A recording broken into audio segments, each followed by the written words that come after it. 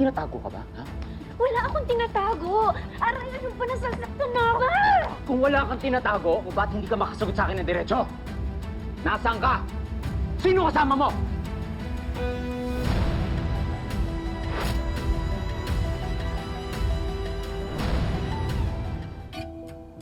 Ano ba, Edward?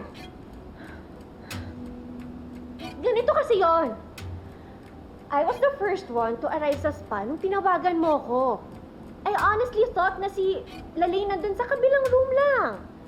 Then, iniwan ko na sila. Hindi na nga kami nagkita ni Lalay. But now that you've told me, I guess mali ako ng akala. Paano ko malalaman kung nagsisinungaling ka sa akin? O kung gumagawa ka ng excuse?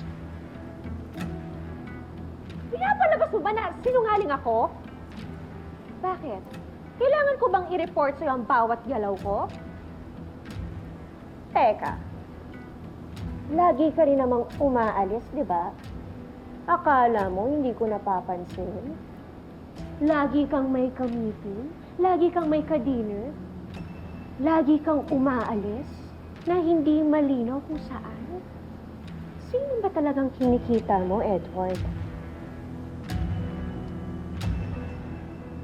Di ba sinabi ko sa'yo? May consultancy work ako. Talaga ba? Eh bakit hindi ka makatingnan diretso sa akin?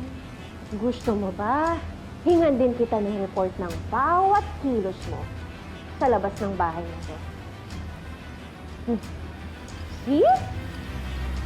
Eh mukhang ikaw yata ang may tinatago, Edward. You're being unfair. Wag mo akong maduro-duro. Hindi rin fair sa akin na basta-basta mo na lang akong pinagbibintangan.